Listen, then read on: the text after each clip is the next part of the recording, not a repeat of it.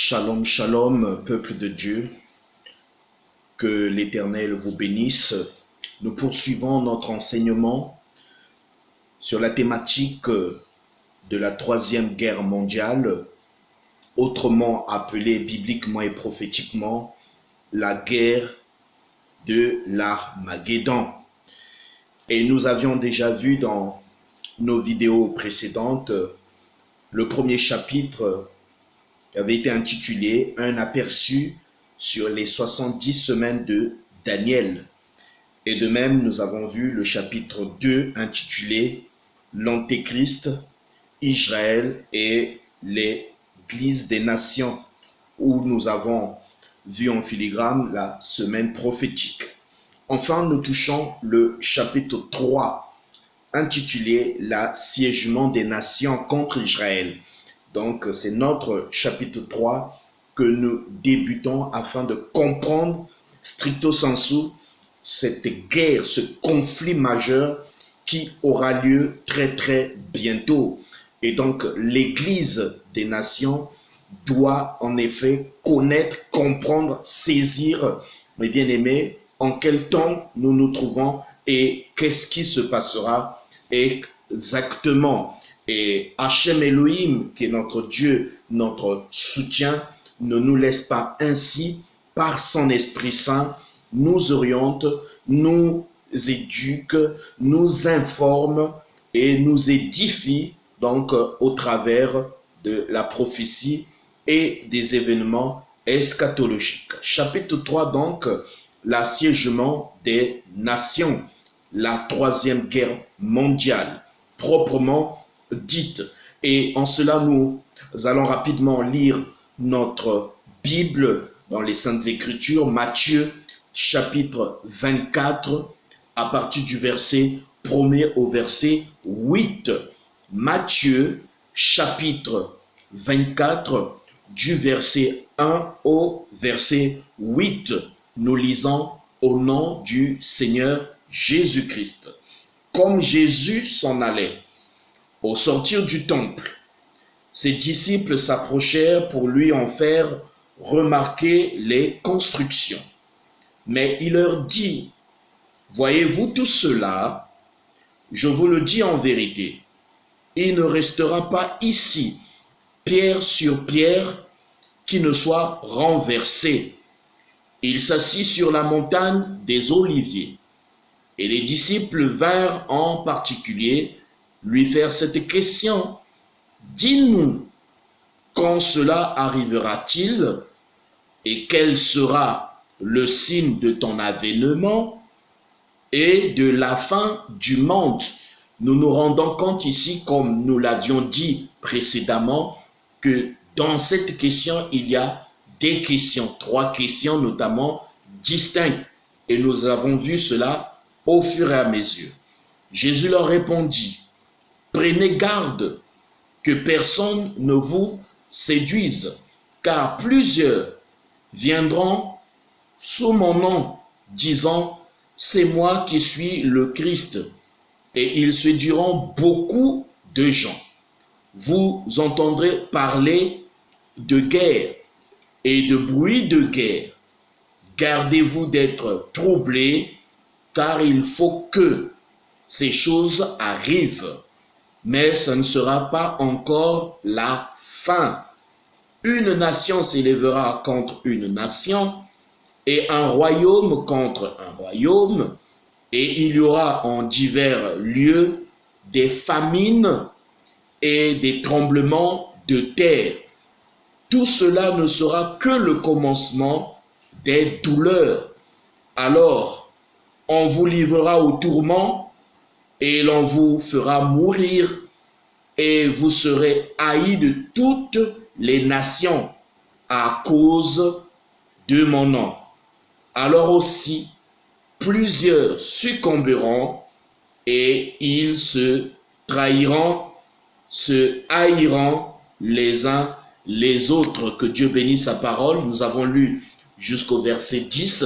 Vous pourrez lire tout le passage de Matthieu, chapitre 24. De même, vous pourrez lire Luc, chapitre 21, verset 20, De même, le Cantique de David, le chapitre 2, et aussi Zacharie, chapitre 12, mes bien-aimés. Il y a deux avènements majeurs qui auront lieu très bientôt. Celui de l'Antéchrist, mentionné dans 2 Thessaloniciens chapitre 2, et de même celui de Christ lui-même. Il y a d'abord l'Antéchrist, son avènement, et ensuite de Christ. De plus en plus, nous remarquons que l'homme devient méchant et son cœur se tourne de plus en plus vers le mal, comme au temps de Noé. Souvenez-vous, mes bien-aimés, vous pourrez lire donc 2 Pierre chapitre 3. Yerushalayim sera encerclé encore une fois. Nous faisons un pas en arrière. Jésus l'avait bien dit, il ne restera pierre sur pierre qui ne soit renversé. Et c'est en l'an 70, après Jésus-Christ, que les Romains envoyèrent le général Titus, et c'est lui qui détruit toute la Judée pratiquement, sans oublier le temple qui avait été pillé, brûlé. Mais bien aimés, en l'an 70, s'est accomplie la prophétie de Jésus lorsqu'il dit « Il ne restera pierre sur pierre ». Alors, Yerushalayim, à cette période, avait été encerclé. Il y avait eu un siège, mes bien-aimés, de l'Empire romain. Et cela, mes bien-aimés, va encore avoir lieu très très bientôt pendant cette troisième guerre mondiale, la guerre de l'Armageddon.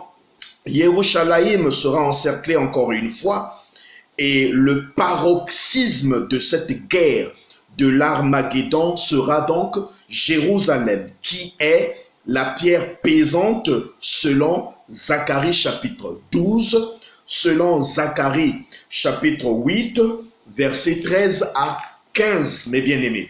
Le paroxysme de la haine du serpent ancien, du diable, de Satan contre la femme, c'est la guerre de l'Armageddon. Et vous pourrez lire cela dans Apocalypse chapitre 12, versets 13 à 18, mes bien-aimés. Nous voyons véritablement ici l'apogée de la haine farouche de Satan contre Israël.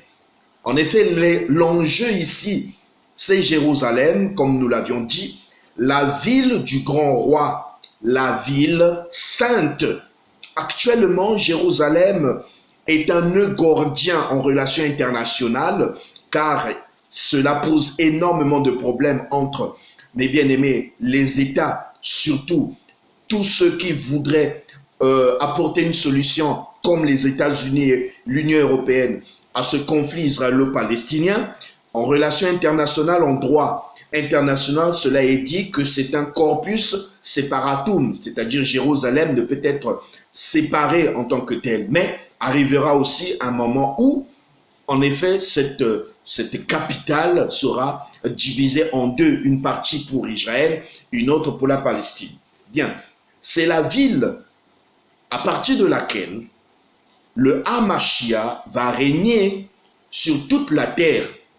Yerushalayim sera la capitale de la terre, du royaume millénaire, très bientôt, mes bien-aimés. Et c'est pourquoi l'ennemi, le diable, Satan, le serpent ancien, veut prendre à tout prix cette portion de terre pour asseoir son gouvernement mondial ou universel. Rappelons-nous toujours, mes bien-aimés, que c'est l'objectif de l'Antéchrist de mettre la main sur Israël, notamment Jérusalem, et installer le trône donc de l'Antéchrist, du diable, du gouvernement mondial, donc le nouvel ordre mondial ici-bas sur terre, plus précisément à Jérusalem. Et vous lirez dans Apocalypse chapitre 16, du verset 12 au verset 16. Bien, la troisième guerre mondiale, bibliquement, est associée à la 5e et 6e trompette, et de même à la 6e coupe que vous verrez dans le livre de l'Apocalypse. En effet, ces coupes, ces trompettes sont sonnées et pour annoncer énormément de choses et de catastrophes. La sixième coupe fait allusion à l'Euphrate qui va tarir, sécher complètement pour préparer la voie, la route, le chemin des rois de l'Orient, c'est-à-dire de l'Est. Ils viendront donc de l'Est pour pouvoir atteindre Israël, mes bien-aimés. À propos donc de la sixième trompette, nous pouvons lire donc dans Apocalypse, chapitre 9, versets 13 à 21.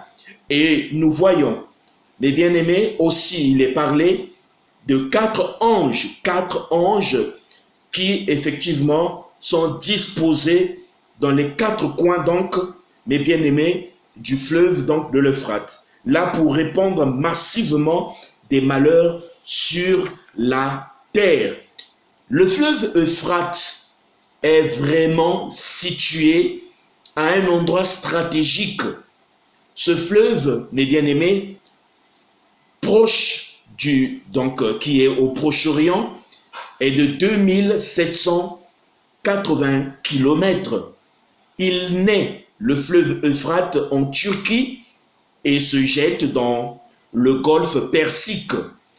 Et il baigne, mes bien-aimés, Babylone, Ur et Sumer. En effet, l'Euphrate veut dire, signifie fertilité. Et donc, pendant la troisième guerre mondiale, ou encore la guerre de l'Armageddon, retenez bien, car cela est écrit dans la Bible, il y aura un tiers de la population mondiale qui sera tuée, décimée. Je dis bien un tiers de la population mondiale qui sera décimée pendant, mes bien-aimés, la troisième guerre mondiale ou la guerre de l'Armageddon. Imaginez-vous que pendant la seconde guerre mondiale, nous avons eu à peu près entre 10, 15, voire 22 millions de morts, mes bien-aimés, mais pendant la troisième guerre mondiale, nous en aurons un tiers de la population. Et qu'est-ce que cela veut dire? Sur 7 milliards d'habitants à peu près aujourd'hui, il y aura 3 milliards d'habitants qui seront tués, massacrés et qui vont mourir gratuitement. Je rappelle encore à tout un chacun, mes bien-aimés, de ne pas vivre ces moments-là.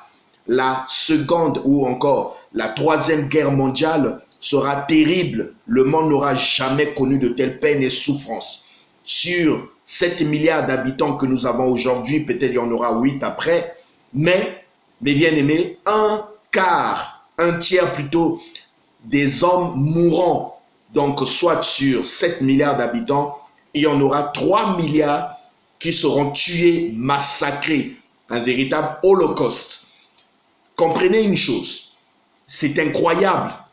Il faudra vraiment que les hommes aient des armes suffisamment puissantes pour tuer autant de personnes. Et nous rappelons à tout un chacun que le commerce des armes est le premier commerce international et notamment qui rapporte des milliards, qui rapporte gros aux 5 membres du Conseil de sécurité. Ce sont lesquels? Les États-Unis, la France, la Russie. Vous connaissez ces pays, mes bien-aimés. Ce sont des marchands d'armes. Et c'est eux qui s'enrichissent et qui développent énormément d'armes, mes bien-aimés. Et ils font partie des 5 membres donc, du Conseil de sécurité. Il y a d'autres pays encore qui, effectivement, en vendent. Nous le savons bien. Alors, tout ceci concerne la géostratégie, la géopolitique, les relations internationales, car ces États ne veulent pas effectivement de la paix dans le monde. Il faut des armes vendues pour pouvoir créer donc des crises et des guerres. Alors, Dieu nous a donné toutes les informations contenues dans sa parole. La Bible, mes bien-aimés, est notre support. La Bible est notre fondement. Nous n'avons pas 2 livres, nous n'avons que la Bible pour nous orienter par la grâce de Dieu. Et l'Esprit de Dieu est là pour nous donner la révélation de sa parole. Aujourd'hui, mes bien-aimés, l'arsenal nucléaire que le monde possède est tellement énorme, tellement énorme. Nous avons 20 000 ogives nucléaires. Pour la Russie, pour prendre la Russie, 9 000 têtes, mes bien-aimés, nucléaires, ogives nucléaires, de missiles nucléaires notamment. Et vous voyez, si vous faites vos recherches, vous allez trouver que les Russes ont un missile qui s'appelle Satan II. Satan II, un seul de ce missile Satan II peut détruire tout le territoire français. Nous avons les États-Unis qui ont 8500 têtes nucléaires ogives. La France en a 300.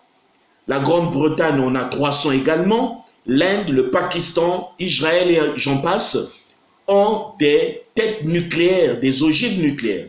Et je ne pense pas que ces ogives, ces têtes nucléaires, ils les gardent dans un armoire, mes bien-aimés, pour pouvoir en faire une collection de musées. Non, cela va servir très très bientôt, mes bien-aimés.